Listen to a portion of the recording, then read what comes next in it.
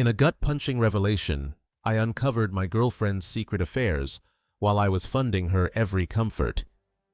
I slipped away without a scene, rebuilt my life from the ground up, and when she saw the world I'd created without her, her entire reality shattered.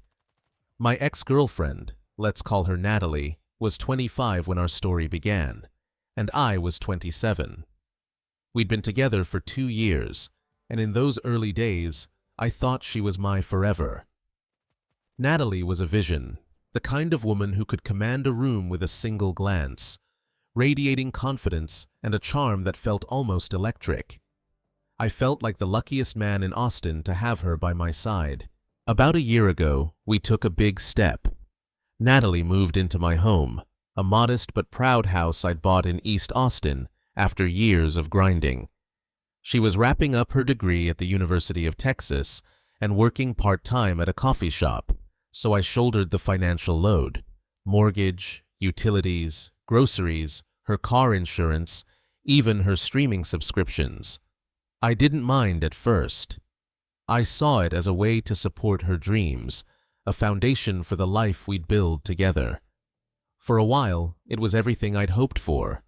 Natalie was affectionate, sharp-witted, and full of energy, turning every moment into something special. I'd put in long hours at my software engineering job, but coming home to her smile made it all fade away. She had a way of making the world feel brighter, at least in those early months. The first 6 months of living together were a dream. We'd spend weekends strolling along Lady Bird Lake, hitting up food trucks on South Congress, or curling up for late-night true crime marathons, lost in each other's laughter. But slowly, almost invisibly, the tide began to turn. Natalie grew distant. It started with small shifts. She'd eat dinner before I got home, leaving dishes in the sink, or spend evenings scrolling her phone instead of chatting with me. Then she started going out more, saying she was catching up with friends. I didn't think much of it at first. She deserved her own space, didn't she? But it became a pattern. Friday nights, Wednesday evenings, even random afternoons. I'd drag myself home after a brutal day, craving a quiet night together, only to find the house empty, her absence like a silent rebuke. When she did come back, she'd be distracted, tapping away at her phone or heading straight to bed, offering no warmth, no "how was your day?" just a void where our connection used to be. I tried bringing it up once, my voice soft but earnest. I feel like we're not spending much time together anymore. She brushed it off with a casual, "I just need a little breathing room. You're overthinking it." Overthinking? I was pouring my heart, soul, and paycheck into this relationship, covering every bill to keep her stress-free, and I was the one making a fuss? It stung like a betrayal, but I didn't want to come off as needy or controlling, so I swallowed my hurt and let it go, hoping it was just a phase. Things only spiraled further. Saturday mornings, I'd wake to an empty bed, her side cold, with vague texts hours later about hanging with the crew. I stopped asking for details because she'd snap, acting like I was interrogating her, her eyes flashing with irritation. I stayed quiet, clinging to the fading hope that the Natalie I'd fallen for would return, that this was just a rough patch we'd navigate together. But deep down, it was eating me alive. I felt more like her financier than her partner, bankrolling her life while she treated me like an afterthought. It wasn't just about the money, it was the erosion of our bond, the lack of any effort on her part. I'll never forget one night after a 12-hour coding marathon, my eyes burning and my body aching, coming home to a dark, silent house. I texted Natalie, asking where she was. An hour later, she replied, "Out, don't wait up." No explanation, no apology, just those cold words. I sank onto the couch, staring at the message, a hollow ache spreading through my chest. Why was I doing this? I tried convincing myself she was stressed with finals or needed space to find herself, but the truth was clawing at me. Something was fundamentally wrong. I was giving her everything: love, support, a safety net, and getting nothing but indifference in return. I loved Natalie, saw a future with her, pictured us growing old together, but it felt like I was the only one building that dream while she coasted along, taking it all for granted. I started questioning myself, my confidence shaken. Was I too generous? Was my support enabling her to pull away? Every empty night, every distracted moment, felt like a quiet rejection, a slap in the face for all I was sacrificing. I confided in a couple of buddies over beers, and they didn't hold back. "You need to set some boundaries, man," one said. Another joked, "You're her sugar daddy, but where's the sugar?" I laughed, but the truth in it cut deep, leaving a bruise I couldn't ignore. I didn't want to believe Natalie was using me, but the signs were stacking up, each one heavier than the last.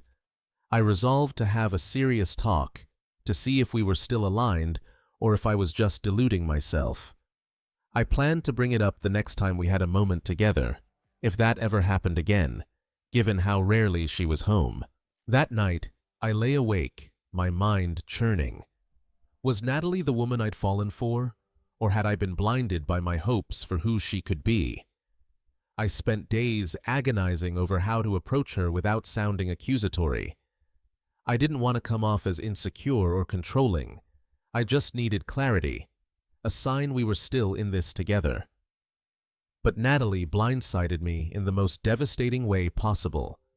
One rare evening, she stayed home, and I thought, finally, a chance to reconnect. We ordered tacos from a food truck, sprawled on the couch, and chatted about random stuff: work, music, nothing heavy. It felt like a glimpse of the old us, and for a fleeting moment, I hoped we were turning a corner. Somehow, the conversation drifted to trust and commitment. I opened up, saying how much it meant to me to feel like we were partners, equals in this journey. Natalie let out a sharp, mocking laugh, her eyes glinting with something cold, and said, "You know, you're not exactly irreplaceable. There are plenty of guys who'd kill to be with me." I froze, my breath catching in my throat. "What did you just say?" I asked, my voice tight with disbelief. She repeated it, this time with a smug little smirk, like it was a clever quip. "Relax, I'm just kidding," she added, but her tone was anything but playful. It was sharp, almost taunting. I stared, searching her face for a hint that she understood how cruel those words were, but she just scrolled through her phone, unfazed, as if she hadn't just ripped my heart out. My chest tightened, a mix of shock and betrayal washing over me like a cold wave. I kept my composure, forcing my voice to stay steady. "Is that really how you see me?" She rolled her eyes, exasperated. "God, you're so dramatic." "Obviously not, but it's true. Guys hit on me all the time. It's not my fault you can't deal with it." I was stunned, floored by her audacity. Not only did she stand by her words, she twisted it to make me the problem, with no trace of remorse. The rest of the night was a haze of tension. I barely spoke, and she didn't either, retreating to bed early, probably annoyed I wasn't laughing along with her so-called joke. I sat there, replaying her words, the truth sinking in like a stone. She saw me as disposable, a convenient fixture in her life, not a partner she cherished. The next morning, I tried to act normal, hoping she'd address it, maybe offer a shred of an apology. But she carried on like nothing had happened, even tossing me a casual kiss on the cheek before heading out to meet friends. That's when it hit me. She didn't care. Not about my feelings, not about our relationship. I was just there, a reliable cog in her world, paying her way while she treated me like an afterthought.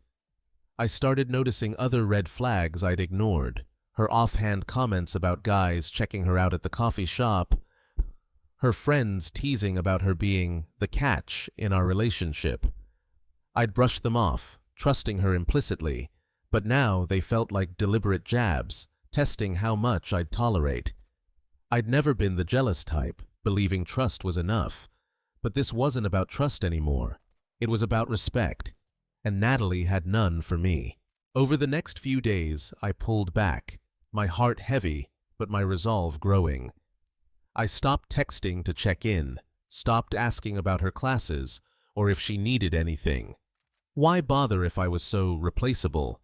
Yet I wasn't ready to end things completely. 2 years was a long time to throw away over one comment, wasn't it? I tried to rationalize it, hoping I was overreacting. But it wasn't just one comment. It was the distance, the entitlement, the apathy. That comment was the final crack in a foundation that had been crumbling for months, exposing the truth I'd been too hopeful to face. One evening, I was in the living room, lost in thought, scrolling through my phone, when Natalie breezed in, barely glancing at me before heading to the bedroom. "Hey, can we talk for a minute?" I called out, my voice steady but firm. She groaned like I'd asked her to run a marathon. "What now?" she snapped, pausing in the doorway with an exasperated sigh. I took a deep breath, choosing my words carefully. "Do you even want to be in this relationship anymore?" She looked at me like I'd sprouted horns. "What kind of question is that? Of course I do. Why wouldn't I?" I wanted to shout, "Because you think I'm an option." But instead, I said, "I just feel like we're not on the same page anymore. I'm trying here, but it doesn't feel like you are." She sighed, rolling her eyes with a dramatic flourish. "You're overanalyzing everything, as usual. I'm exhausted. Can we not do this right now?" That was it. She wouldn't even engage, dismissing me like I was a nuisance. She walked away, shutting the door with a thud, and I knew I couldn't keep pretending things were okay. Something had to change, and it had to happen soon. Before I could plan my next move, fate threw me a curveball. A few days after our half-hearted exchange, I got a call from one of Natalie's friends. Let's call her Jenna. Jenna wasn't Natalie's closest confidant, but they hung out often enough, so her call out of the blue set my nerves on edge. I almost didn't answer, but curiosity won out. "Hey, what's up?" I said, keeping my tone light despite the unease creeping in. Jenna didn't mince words. "Look, I probably shouldn't be telling you this, but you deserve to know," she began, her voice low and serious. My stomach dropped, a sinking feeling taking hold. Natalie's been seeing other guys, not just one, but a few, and it's been going on for months. For a moment, I couldn't speak, gripping the phone like it was my only lifeline. "Are you sure?" I managed, my voice hoarse with disbelief. Jenna sighed, her tone heavy. "I'm sure. We had a falling out, and she let it slip, bragging like it was no big deal. She even called you her safety net. Safety net." I'd poured my heart, soul, and savings into this relationship, and to Natalie, I was just a fallback plan while she played the field. "Why are you telling me now?" I asked, not accusing, just needing to understand. Jenna paused, her voice softening. "Because it's wrong. You're a good person, and you don't deserve this. I'd want someone to tell me if it were me." Jenna and Natalie had a history of tension, often sniping at each other behind fake smiles, so I wondered if she was exaggerating to sabotage Natalie. But her words aligned too perfectly with the red flags I'd ignored. Natalie's absences, her dismissive attitude, her replaceable jab. I couldn't dismiss it outright, but I needed proof before acting, knowing Natalie would deny or deflect if confronted without evidence. Over the next few days, I turned into a subtle investigator, careful not to tip my hand. Natalie was predictable, always vague about her girls' nights, never offering specifics on places or people. The next time she said she was going out, I asked casually, "Who are you meeting?" "Just Sarah," she said, grabbing her keys without looking at me. An hour later, I called Sarah, keeping it breezy. Hey, Natalie said she was with you tonight, but her phone's off.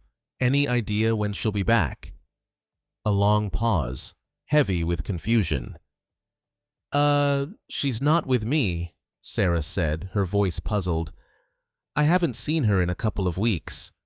My pulse quickened, but I stayed calm, masking my turmoil. My bad, must have mixed it up. Thanks. I hung up, the first piece of the puzzle clicking into place, sharp and undeniable. Then I remembered a cozy speakeasy Natalie used to rave about when we first started dating, a dimly lit spot in downtown Austin perfect for intimate conversations, not rowdy nights out. She'd stopped mentioning it, but I had a hunch it was still her haunt. I drove there, parking a block away to avoid being spotted, my heart pounding like a war drum. Part of me clung to a fading hope that Jenna was mistaken, that Natalie wasn't capable of this betrayal. But there she was, through the speakeasy's window, laughing with a guy I'd never seen. The way she leaned in, touched his arm, the spark in her eyes. It was unmistakable. They weren't just friends.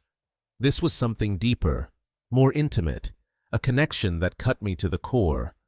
My chest tightened, a mix of fury, heartbreak, and bitter validation washing over me. I didn't storm in, though every instinct screamed to confront her.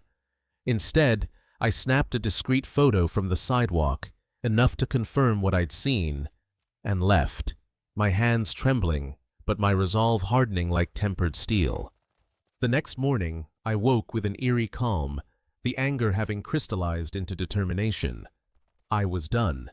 Natalie had made her choices, and now I'd make mine. I didn't confront her immediately.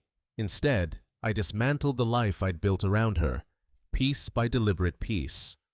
First, I canceled the autopay for her car insurance. She'd relied on me to keep her on the road. Now she could figure it out herself. I cleared the fridge of her favorite indulgences. Cold brew coffee, artisanal cheeses, the fancy snacks she loved but never paid for. Then I told her she needed to start covering her share of the utilities, electricity, water, internet. No more free ride. When I broke the news, she looked stunned, her brow furrowing in confusion. "What's this about?" she asked, her voice edged with irritation. "You're an adult, Natalie," I said evenly, my tone firm but calm. "Time to act like one." This wasn't about pettiness. It was about reclaiming my dignity, drawing a line in the sand. If I was her safety net, she'd feel what life was like without me holding her up. Natalie didn't take kindly to the changes. One evening, she stormed into the living room, waving a disconnection notice for her phone, her eyes blazing. "Why didn't this get paid?" she demanded, her voice sharp as a knife. I didn't look up from my laptop, my expression neutral. "Because I'm not covering it anymore." Her eyes narrowed, her tone growing venomous. "What's that supposed to mean?" "It means you need to handle your own bills," I said, my voice cool and steady. "I'm not your personal bank." She wasn't done, her anger flaring. "What's your problem lately? You're acting all weird, and now this? Are you trying to punish me for something?" I let out a bitter chuckle, the audacity almost comical. "Punish you?" I said, meeting her gaze with a steely calm. "Natalie, you've been sneaking around behind my back while I've been holding everything together. Did you really think I wouldn't find out?" Her face paled, but she quickly masked it with defiance, her chin jutting out. "Who told you that?" she snapped, a flicker of panic betraying her composure. I pulled out my phone and showed her the photo from the speakeasy. Her laughing with that guy, cozy as could be. The image, undeniable. "Recognize this?" I asked, my voice steady but cutting like a blade. "So, Natalie, how many other guys are you seeing while living in my house, eating my food, using my money?" Her bravado crumbled, then flared into a desperate anger. "You don't understand. I deserve to feel wanted. You're always working, and I felt invisible. It's not my fault." I stood, my gaze hard and unyielding, my voice low but firm. You made a choice, Natalie. You could have talked to me. Instead, you betrayed me. That's on you, not me. Her voice rose, shrill and frantic. You're blowing this way out of proportion. Every girl gets attention. It doesn't mean anything. If you cared more, I wouldn't have needed to look elsewhere.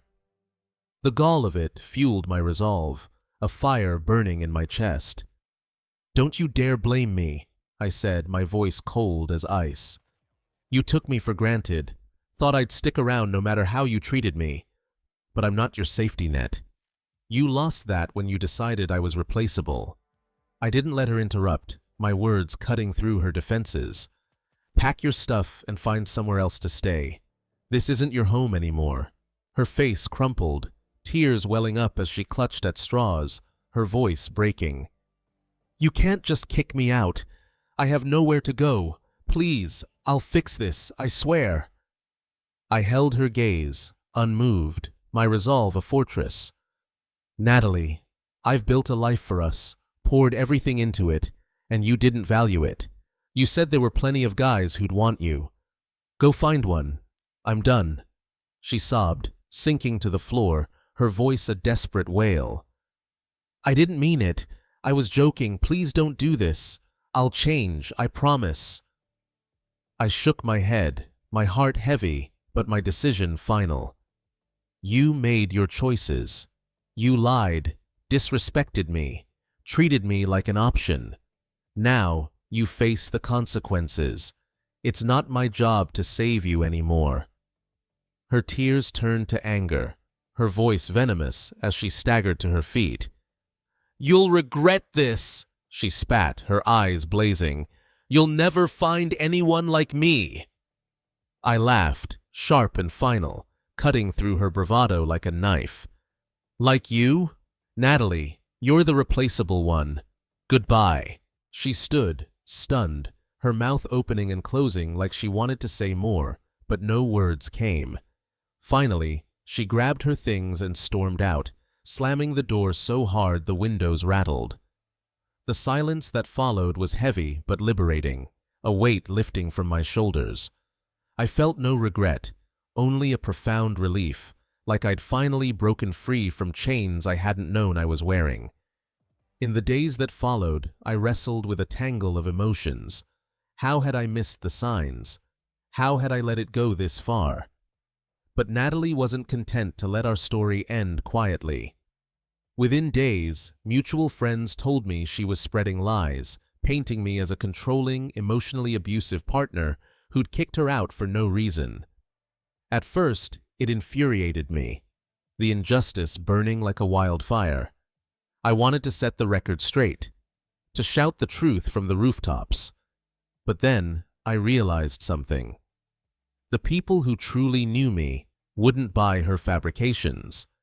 They'd seen how much I'd done for her, how one-sided our relationship had become. Anyone who believed her wasn't worth my time or energy.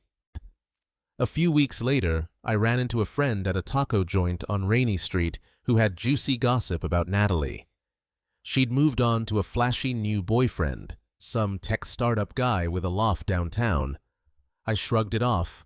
Her life, her choices, no longer my concern. But my friend grinned, leaning in with a mischievous glint. It didn't last 2 weeks. He dumped her the second he found out she'd been living off you. Tuition, car, everything. Guess he wasn't keen on being her next cash machine. I couldn't help but chuckle, a wry amusement cutting through the lingering hurt.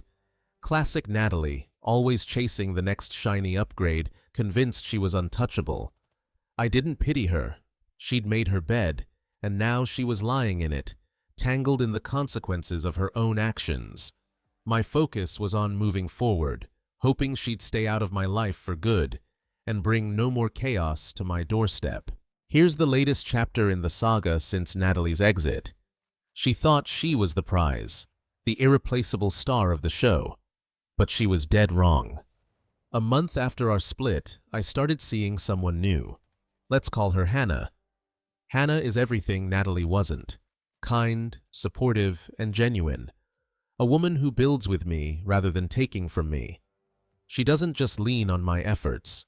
She meets me halfway, creating a partnership where I feel truly valued for the first time in years. It's like stepping into sunlight after being trapped in a storm, and I'm grateful every day for the balance we share. Word of my new relationship spread like wildfire through our social circles, and when Natalie caught wind, her world imploded. Friends we both knew said she was unraveling, devastated by the reality that I'd moved on while her own life was spiraling into chaos. No one was rushing to her rescue now, and the weight of her choices was crushing her, a reckoning she couldn't escape. At first, she tried subtle tactics, sending me late-night texts to talk or accidentally showing up at my favorite dive bar on 6th Street, her eyes scanning the crowd for me. I ignored every attempt, my focus firmly on Hannah, who deserved my full attention and loyalty. But Natalie, true to her dramatic nature, escalated in the most theatrical way possible. One evening, I heard shouting outside my house, a chaotic clamor that pierced the quiet night. At first, I thought it was just street noise, but then I recognized Natalie's voice, shrill and unmistakable, cutting through the air. I opened the door to find her on my porch, flanked by 4 friends, all glaring at me like I was a villain in a melodrama. "You're despicable!" one friend bellowed, pointing an accusatory finger, her voice dripping with venom. "You think you can discard her like she's nothing?" Natalie, tears streaming down her face, chimed in, her voice trembling with emotion. "After everything we had, you just cut me off like I meant nothing." I leaned against the doorframe, crossing my arms, my expression calm and unshaken despite the chaos. "What do you want, Natalie?" I asked, my tone firm but measured, cutting through their theatrics. Her voice cracked, quivering with desperation.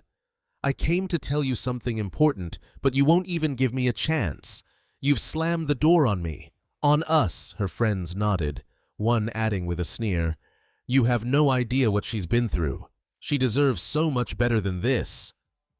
I kept my eyes locked on Natalie, ignoring the chorus of accusations, my patience thinning but my resolve solid.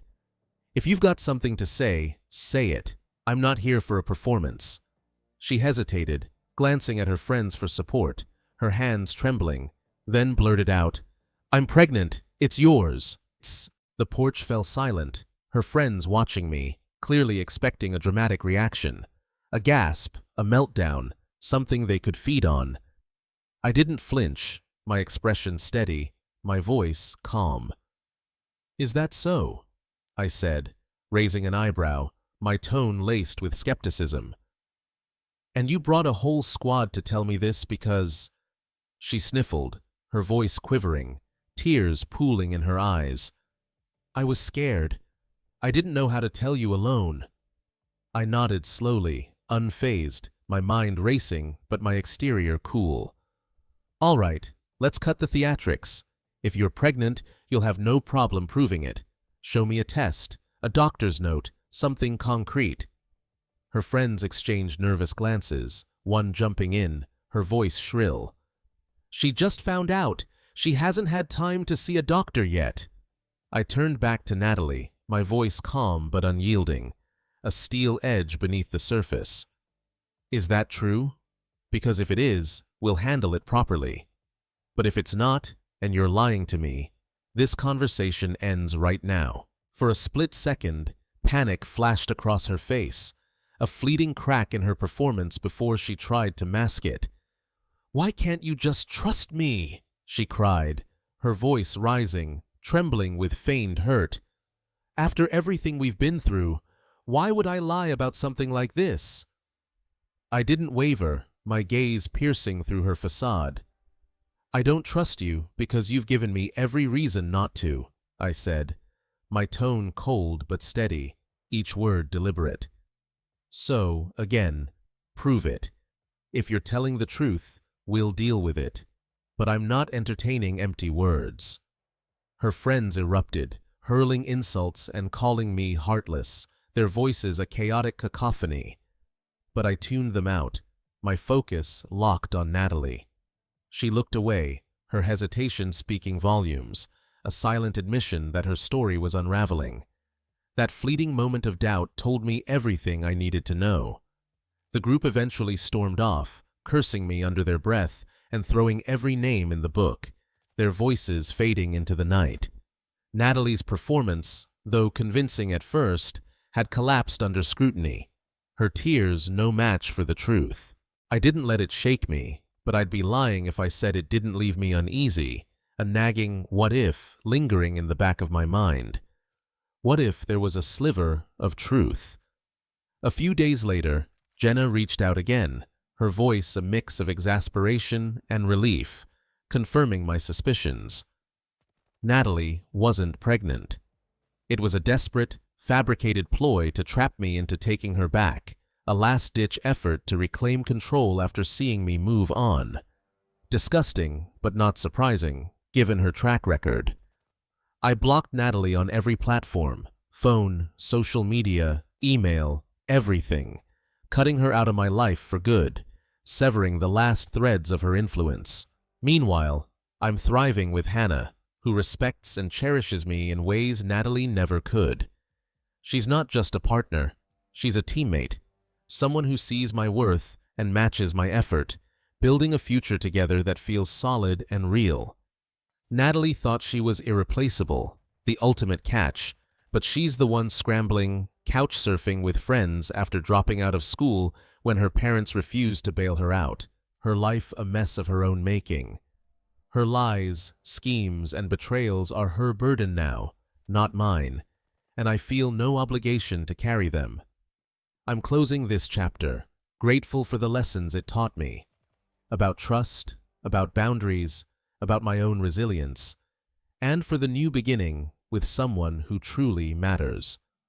If anything else pops up, I'll keep you posted, but for now, I'm moving onward and upward, leaving Natalie's chaos in the dust where it belongs. Thank you for listening. Please share your thoughts, like this video if you found it helpful, and